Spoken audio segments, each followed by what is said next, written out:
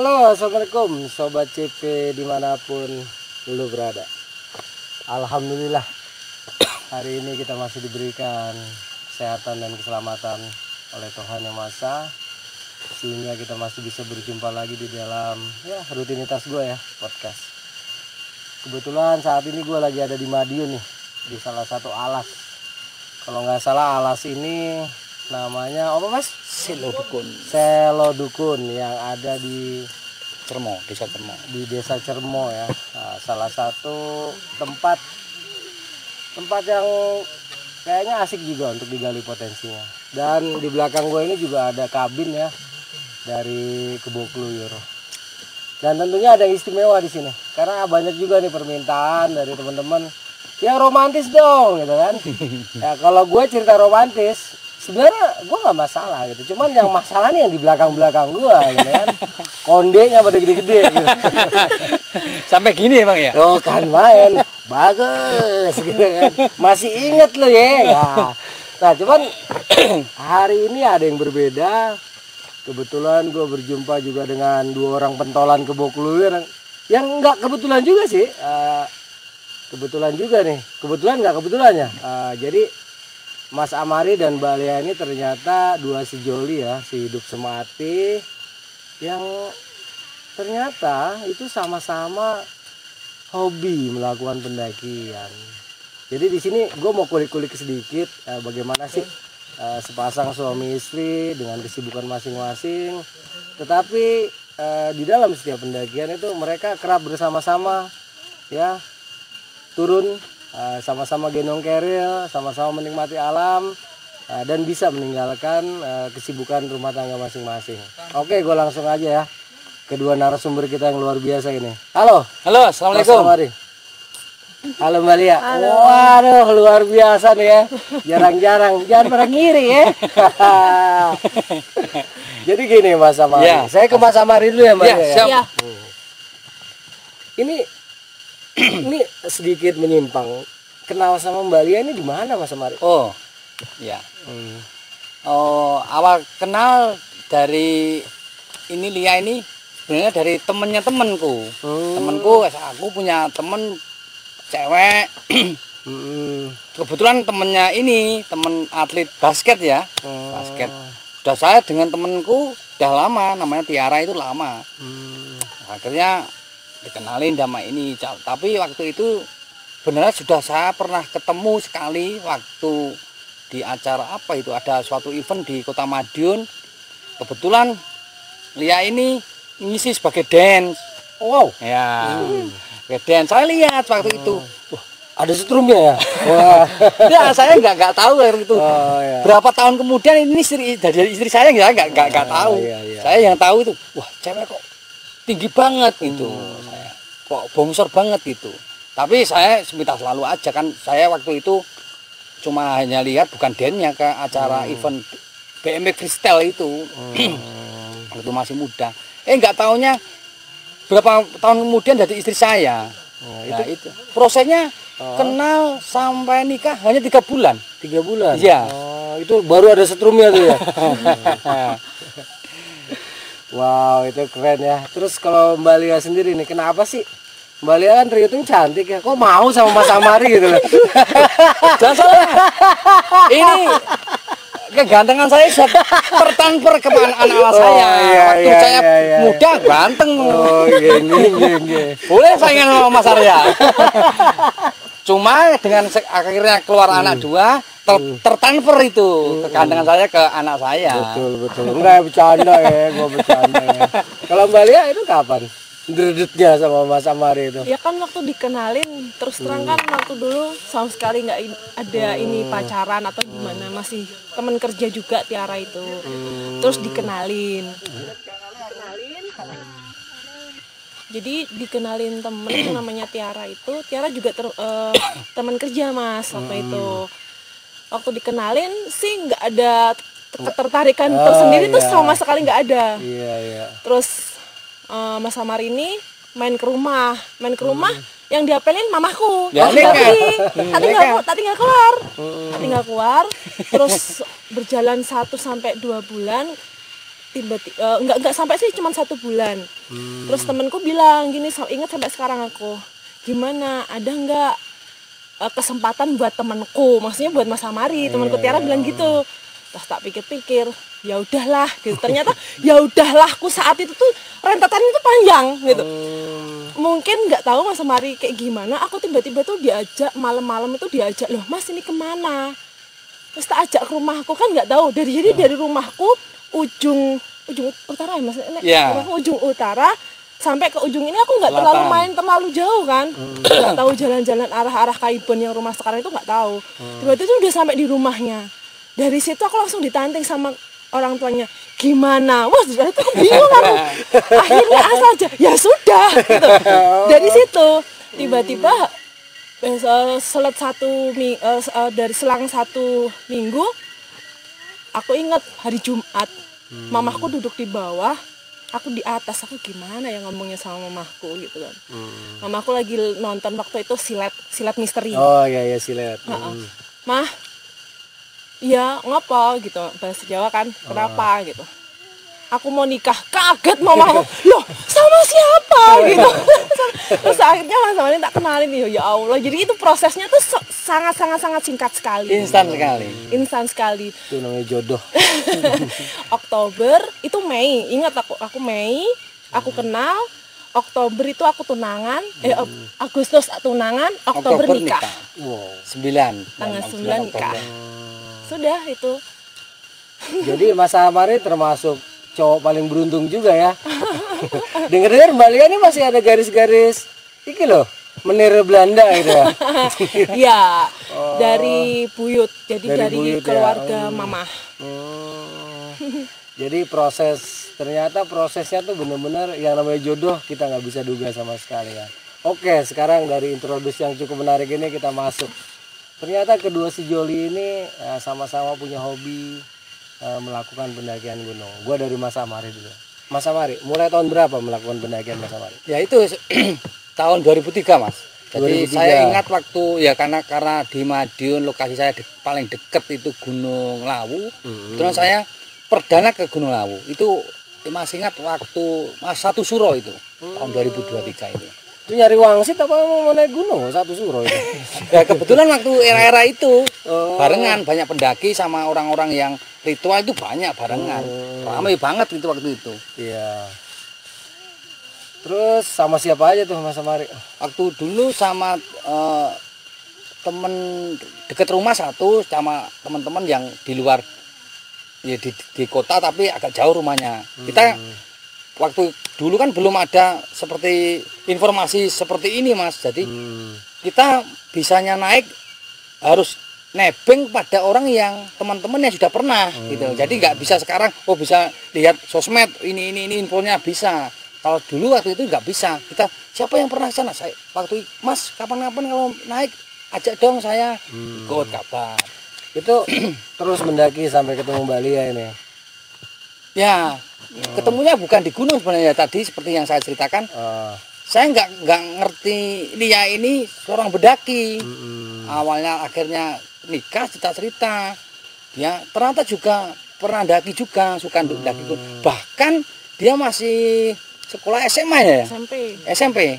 Jadi kalau dirunut saya 2003 dia lebih duluan naik gunungnya di Lawu juga. Nah, baru dah tuh ya adalah ya baru itu dia tahu kan nikah dengan saya bahwa saya punya komunitas ini.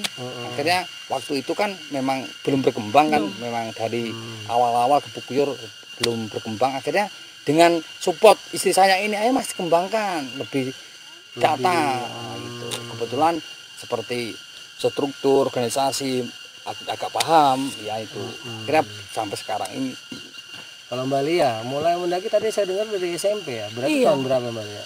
2000 yang pertama itu sekitar 2001. 2001. Ya dari SMP kelas 3 waktu itu. Oh, saya baru tamat kuliah. Pramuka. saya ya, Pramuka di Lawu juga. Cuman yang benar-benar sampai puncak itu 2010 2002. 2002. Gunung Lawu juga. Iya, Gunung Lawu, karena waktu itu kan masih SMA, masih orang tua kan mungkin kalau terlalu jauh kan belum diizinkan. Jadi waktu itu di Lawu. Jadi itu sampai tahun berapa tuh? Kuliah masih mendaki nggak Mbak Lia? Enggak. Oh, enggak. Sudah enggak. Jadi begitu waktu itu kan teman-teman PA sekolah SMA. Begitu setelah pulang ke Madiun sudah berubah lagi ke dancer. Oh, iya, Jadi sudah iya. karena nggak ada temennya Mas. Aku Iya. kalau nggak ada temennya yo emang awalnya dulu aku SMA di Solo. Karena aku atlet basket kan. Kebetulan di sana teman-temannya tuh suka pecinta alam. Iya. Begitu pulang ke Madiun, sekolah di Madiun sudah nggak ini Sudah lagi. lagi. Dimulai lagi Gitu. waktu nikah. Dimulai lagi setelah menikah sama Mas Amar ini. Ya, jadi pas tahu ternyata suami tercinta ini pendaki juga, jiwa pendakiannya meronta-ronta lagi. Iya. Terus pertama kali naik bareng tahun berapa nih Mas? Honeymoon atau apa tuh? Enggak, Lawu Jogorogo ya. Kalau nggak salah Lawu atau Merapi ya? Lawu ya. Lawu yang Jogorogo itu. Jogorogo. Jadi naik lewat Cemoro Sewu turun Jogorogo. Itu pengantin baru Mas ya? Udah. Enggak, sudah. Langsung hamil Mas aku soalnya waktu itu. Subhanallah, tajam juga. Gile. Iya, jadi langsung anak pertama itu langsung si Gulam jadi lahir aku menikah 2008, 2009 Gulam lahir. Oh, Pakai pensil setitler. ah, iya. Setitler. Titnya itu ya, agak ditekan tit. Nah, itulah yang bikin hamil itu ya. Iya. Oh, jadi setelah punya anak pertama. Iya. Setelah punya anak Bahkan pertama. anak saya itu yang paling gede bontot itu Juli lahir, saya Agustus naik ke Semeru. Iya. Wow, di bawah nggak anaknya? Enggak. Oh, jadi rentetannya cepet ya. Jadi setelah punya anak, justru malah Mbak Lia sama Mas Amar ini melakukan pendakian bersama. Gimana tuh Mas rasanya mendaki bersama istri tercinta? Ya, awalnya kalau sebelumnya saya mendaki enjoy aja dengan sendiri. Kalau kan teman-teman cowok. Begitu pengalaman pertama dengan pasangan istri, ya saya harus ngomong. Walaupun bagaimanapun kan tetap istri saya harus saya dampingi. Kebetulan anak saya yang lahir pertama itu sesar Mas, jadi agak bermasalah ke bekas jahitannya itu. Jadi apalagi kalau dingin katanya terasa perih gitu, bekas-bekas jahitannya itu. Jadi saya harus dampingi dulu. Jadi ya bener-bener pengalaman. Jadi sebelumnya saya naik pokoknya asal. Jadi harus pelan, justru capek, sebenarnya, tapi nggak apa-apa. Wah, sesar bro, perawan terus. Iya bener. Bukan main. Nah, Mbak Lia sendiri, gimana tuh pertama kali mendaki bersama suami tercinta? Gimana rasanya itu? Ya seneng ya Mas, selain kan mungkin kalau biasanya sama temen, kalau sekarang kan rasa was-was itu pasti berkurang. Iya. Jadi ya happy aja. Ya happy, merasa lebih nyaman ya, ya. Ada pelindung lahir batin ya.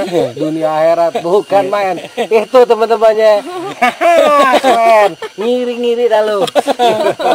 Nah, setelah pertama, kedua, ketiga tuh berarti berapa kali udah kira-kira bareng nih? Bareng di Lawu udah dua kali ya. Lebih. Terus Merapi, Buta, Argopuro. Itu.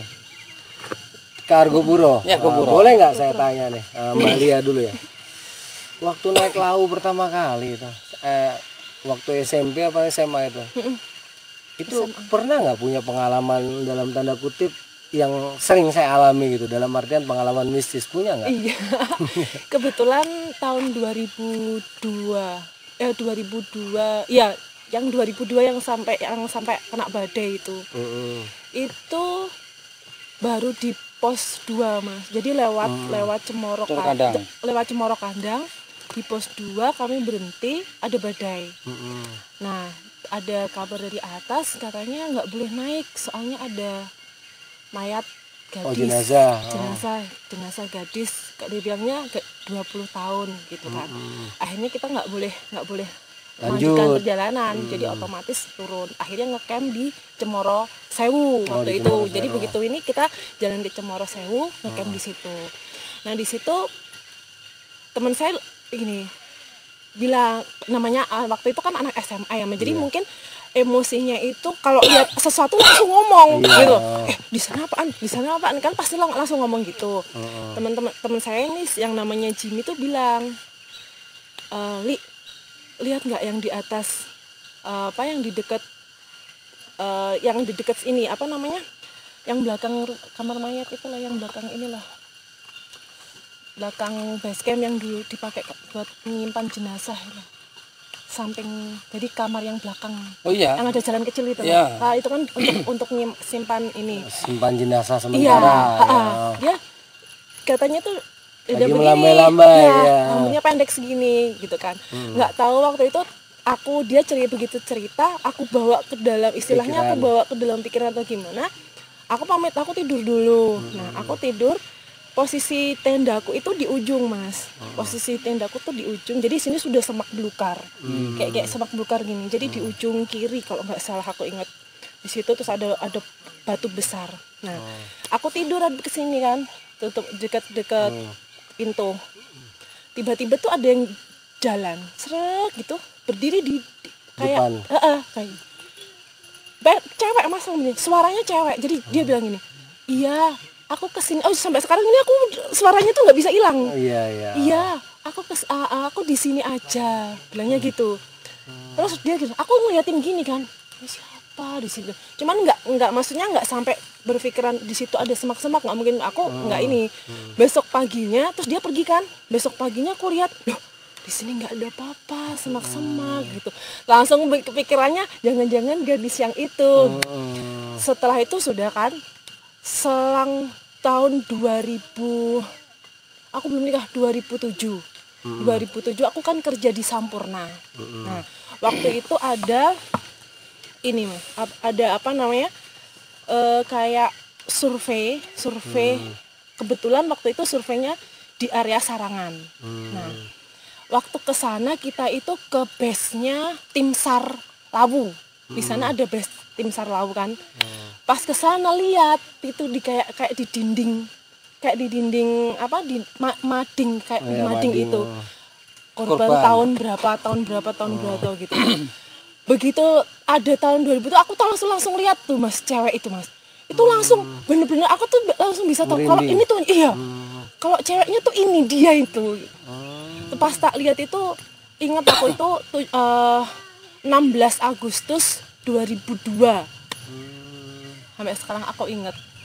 Merinding gue, bro, serius. Asli keren. Iya, aku nih tadi.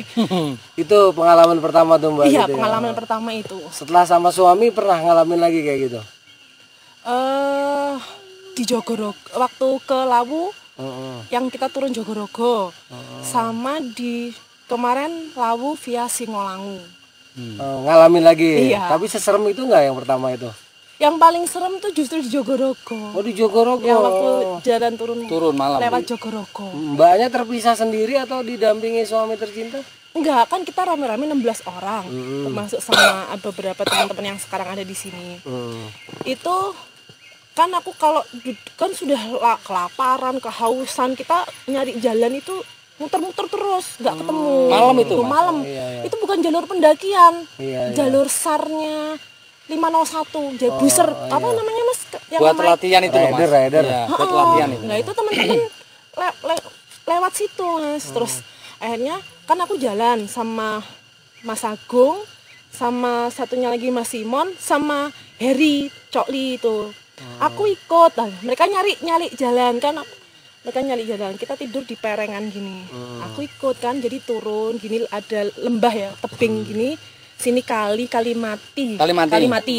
Turun gini terus naik gini kan. Lah, posisiku tuh di atas. Aku ngeliatin ke bawah kan dari center. Di ujung temanku si Cokli di ujung sana, senternya juga turun ke bawah. Kalinya kan di bawah gini, Mas. Di situ ada batu besar. Terus aku tuh gini, liatin aja. Itu di atas batu putih apaan ya gitu. Tak liatin gini terus lah. Senternya si Cokli itu kan silangan gini. Lihat apa enggak dia ya, tak liatin terus di situ. Terus aku liatin yang lainnya, tak liatin masih ada di situ. Ya udah akhirnya aku balik tuh pas ya takut tadi apa, masih kepikiran tadi apa ya di atas batu itu. Jadi kayak panjang gitu, putih. Di atas batu itu jelas banget, batunya kan besar. Terus aku balik, terus kita ada kepala ya Mas ya. Kita kan jalannya udah nggak tahu kecapean, kelaparan, haus, semuanya habis, nggak ada air. Kita nggak tahu jalan turunnya di mana. Akhirnya terus ada suara tepuk-tepukan gitu. Kita teriakin, kirain orang, woi Mas tolong, diam. Kita rame-rame nyuara lagi, kita diem, dia diem. Lah terus Mas Agung gitu bilang sama suami, Wit, kalau Mas Samari ini panggilannya kan Wiwit kalau teman panggilan kecil. Ingat nggak waktu di Slamet? Iya Mas ya. Dulu juga digituin. Kita suruh balik. Akhirnya balik lah, semuanya ikut balik. Begitu nyusur mau naik Mas Simon, sek sebentar gitu. Akhirnya dia nyebrang ke kalinya itu, ke kali itu. Ketemu jalannya itu di balik batu besar yang aku lihat. Yo, yang ada makhluk itu. Iya, mungkin mereka tujuannya ngasih tahu. Iya, cuman kita salah paham. Positifnya tuh aku ambil positifnya seperti itu. Jadi bener-bener di nyebrang di seberang kali itu, terus batu besar merunduk naik ke atas gini. Di situ. Mantep ya Mbak Lia tuh. Keren. Kalau Mas Amari sendiri pernah nggak punya pengalaman kayak gitu? Saya kalau hanya merasa Mas, misalnya merasa merinding, hawa yang nggak enak itu merasa. Cuma kalau secara kasat mata saya belum ya. Kebetulan kalau teman-teman sekitar saya mungkin lihat di belakang saya pernah itu pengalaman di Slamet tahun berapa itu tahun. Kita naik terus di pos berapa itu, kita waktu maghrib kita break dulu, kita sholat maghrib, terus kita masak, bikin kopi, makan dulu. Ketika masak itu, saya ingat itu kita di sisi kanan jalur. Kita duduk ada pohon tumbang gitu, saya duduk. Nah, teman saya yang kan ada berhadapan gitu, duduk berhadapan sama ngelilingi kompor masak itu biar hangat. Kebetulan waktu gelap ada sosok putih itu di belakang saya, jalan dari kecil besar segede. Teman saya yang di depan saya langsung refleks. Saya lihat refleksnya dia, langsung refleks cari senter, colokin ini hilangnya di belakang saya. Cuma pas waktu cerita waktu turun, jadi waktu di situ dia nggak cerita. Itu aja Mas. Di gunung apa itu Mas? Slamet. Gunung Slamet ya. Jadi justru Mas Amari berbeda dengan pengalaman sang istri ya. Kalau sang istri langsung menyaksikan bahkan Mbak ya. Bahkan tadi ketika Mbak Lia bercerita itu auranya tembus ke gue ya. Mungkin karena memang makhluk-makhluk itu nggak ada dimensi ruang dan waktu Mbak. Nah, jadi terkadang apalagi nih tempatnya cukup wingit ya, jadi langsung tembus ya. Ini kita lagi di tengah-tengah alas Selo Dukun ya. Selo Dukun ini tadi kalau nggak salah dengar adalah diambil dari nama seorang laki-laki tua yang bersila ya, yang bersila di tempat ini. Entah mencari apalah, topo lah istilahnya. Nah, jadi ketika kita bercerita hal seperti itu di sini walaupun siang, notabene siang, tetapi tetap auranya tuh ketika Mbak Lia bercerita tadi betul-betul tembus masuk ke sanubari gue ya, sampai bulu ketek gue merinding gitu. Oh salah ya, oh bulu kuduk, salah. Sebenarnya kalau ada kesempatan Mbak Lia digali nih keren nih Mas. Nah, untuk channelku loh, ngepas. Monggo. Nah setelah menjadi suami istri, melakukan pendakian bersama, terus Mas Amari memiliki sebuah organisasi yang kita kenal sebagai Kebo Kluyur ini. Ini peranan istri gimana Mas terhadap organisasi itu Mas? Bener-bener ketika waktu pertama kali istri saya bilang, Mas dikembangkan, itu perlahan tetap mengalami perkembangan Mas, walaupun mungkin nggak mau dia Mas. Ya awalnya saya nggak mau, soalnya nggak mau, saya nggak mau gini. Nanti siapa yang ngurus selama ini? Saya kan nggak ada yang bantu, teman-teman hanya pasif aja, pokoknya naik untuk program-program seperti ini saya nggak ada yang bantu mikir. Tapi setelah istri saya meyakinkan, oke lah kita berjalan, kita masalah keuangan kita atur, akhirnya kita promo, banyak peminat. Tapi ya itu namanya perjalanan proses jatuh bangun.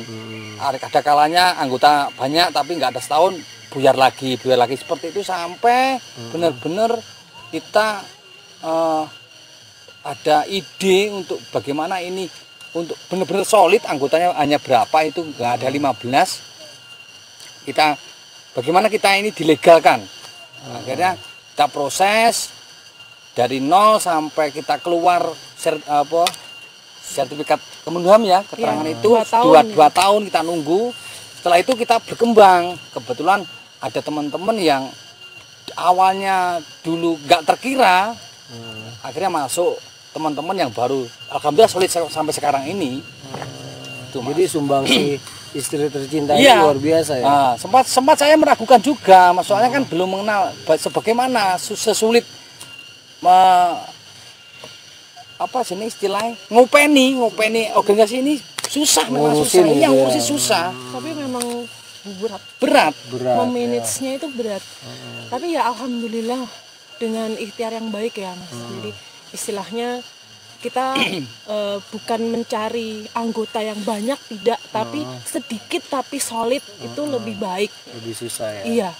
Ketika Mbak Alia mengetahui bahwa suami tercinta ini memiliki organisasi dan Mbak Alia juga kan punya pengalaman pendakian, apa sih yang membuat Mbak Alia akhirnya mendukung sang suami ini agar tetap berorganisasi bahkan mengembangkannya hingga ke titik ini? Apa motivasi Mbak Alia di saat itu ketika melihat dan menyadari suami tercinta memiliki organisasi tapi tidak berkembang waktu itu? Ya, kalau memang dari basicku itu kan memang dari organisasi ya Mas, dari dulu OSIS, pramuka, terus pokoknya hampir nggak pernah pulang ngurusin organisasi aja gitu. Mama itu sampai tahu gitu. Begitu kita nikah, terus belum nama ke buku ya, belum kan? Udah loh. Oh sudah ya, tapi kita masih belum punya logo masih belum ini. Udah. Logo udah. Belum. Jadi itu belum. Terus begitu ada waktu itu bayanganku cuman seperti PA, Mas. Oh iya. Ya, seperti PA gitu. Kenapa tidak diorganisir saja?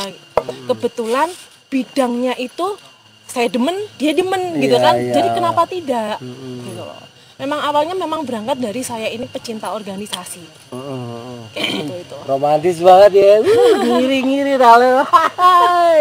Jadi luar biasa ya perjalanan kedua sejoli ini, mulai dari Mbak Alia mulai dari jenjang SMP, sedangkan Mas Amari jenjangnya mulai mendaki SMA?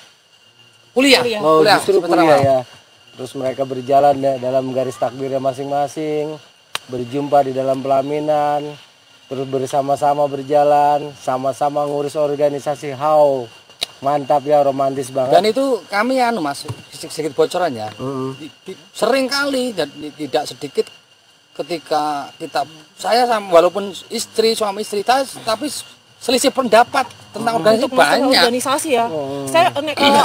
Aku nih lebih memihak teman-teman. Jadi ya punya idealnya sendiri, saya punya idealnya sendiri. Jadi debat tidak hanya ketika kita forum kumpul, sampai keranjang pun dibawa. Wih, tambah seru tuh. Makin keringetan bro. Ya, terus. Ya, akhirnya dengan komunikasi, debat, akhirnya kita dapat kesepakatan gini.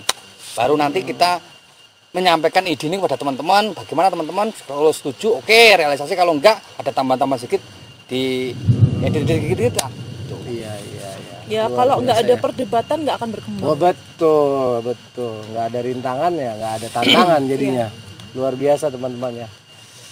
Ini gue sebenarnya pengen juga kayak gini nih. Oke, suka dukanya selain tadi berantem itu terus turun naik sehingga bisa sampai ke titik ini Mas Maria.